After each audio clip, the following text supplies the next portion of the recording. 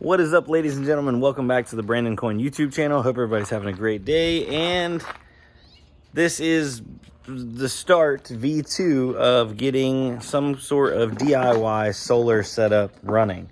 So I bought these panels a while ago. I did some little experiments with them at my old place, but I ended up saving them because they're good. They're a few years old now, but they are 100 watt, 12 volt panels. Not the most efficient things in the world, but they were rather cheap, or let's say cost effective. Then I also got, boom, one of these, grid tie inverter. I've heard a lot of differing opinions on these, but the consensus is most people say they pretty much work until they don't. There's been some people out there that talk about how safe they are, unsafe. And you can actually do your own test where they do kill power whenever they don't sense power on your actual meter, if that makes sense. So, because some people are like, oh, you're back feeding, you're going to hurt a lineman. If the power goes down, they're working on the lines. These are auto sensing, so they do cut off. But the way it works is you plug in a cable from here into your actual 110 outlet. You can turn it on and off. It's got a cooling fan.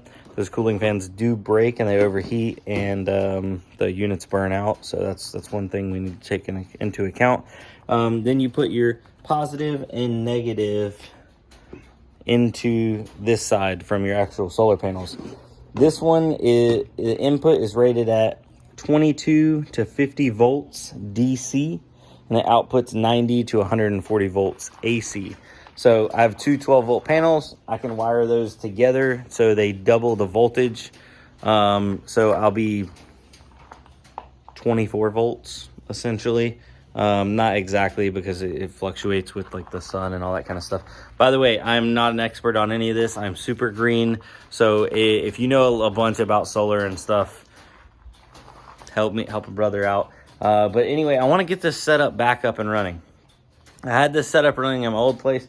I'm going to load it up here now, and I had it reporting that I was actually creating power and using that power in the house. I don't want to backfeed.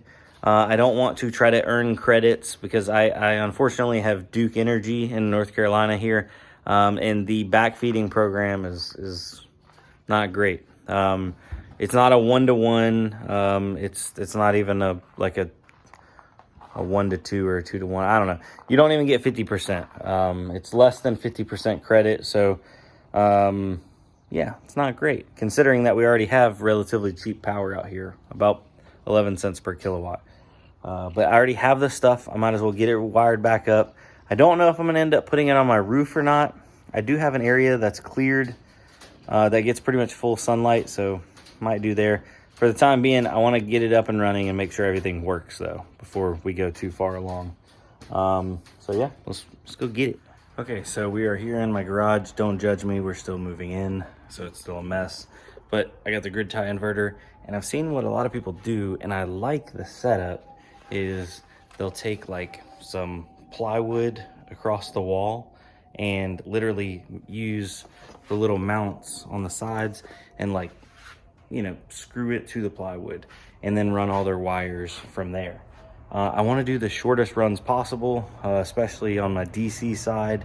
So whatever side I end up putting the panels on the roof, which I think I'm going to go right above here, keep it close to my panel box. The AC runs you don't get as much drop on your 120 as you do like 12 and 24 volt.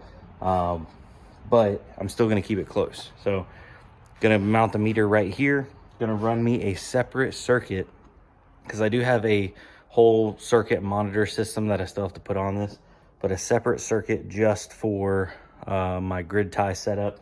So probably a 120, 20 amp, run that over to here, put an outlet on that plywood wall, put our 1000 watt inverter, or grid tie inverter, which is gonna be hooked up to our two 100 watt solar panels, and then I'll have some room to grow out. But then I can monitor how much power is coming in, how much I'm burning.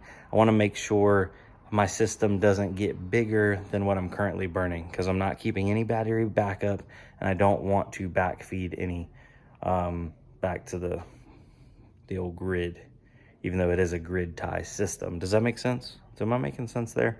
I want to use my power effectively. So yeah, I need to get that whole system installed on this so I can monitor what I'm actually burning and when. I think I'll definitely be able to eat up that during the day, that, you know, 2 100 watt panels, which isn't technically a 200, you know, it's not an even 200 watts of generation, but you know what I mean. Anyway, I got plywood, so I got to get back to unpacking all this, and then that's going to be my next project. So look out for that. Let me show you where I'm going to be mounting the panels.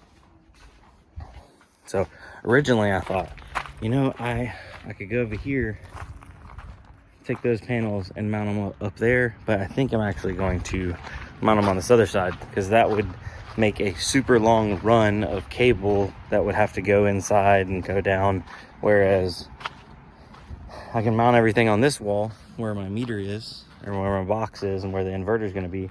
Mount the panels up there. Unfortunately, from what I looked at, I was on like some Google thing or whatever. I Googled, you know, like solar direction and all that stuff. My panels would be faced like this, and the sun comes up over there and goes all the way across. So they would be in sunlight for a majority of the day. They just aren't going to be facing the right angle. Now I saw you could buy like things that, you know, have them at an angle, at this angle, all that. I'm not going to get all technical. I'm going to slap them on my roof and go from there. So I don't like the idea of getting on the roof and doing too much stuff. Some people did say I need to buy risers, so that way the panels aren't flat up against the roof, because they do create a lot of heat. So I'm going to look out for those. And I mean, I guess that'll be the start of the DIY solar setup, because I just need to get back into it, and then I can grow it from there. I don't know at what level I'm gonna stop at. Maybe a couple more panels, but I guess I need to get the meter. I need to get that system to see how much I'm actually burning continuously, and that'll be what I shoot for. So anyway, if you guys have some advice, please comment down below. If you want to watch and see the process, I'll see you on the next one. Maybe like, subscribe, do all that kind of stuff. I hate to ask for that, but I would appreciate it. Other than that, I'll see you all on the next one. Adios.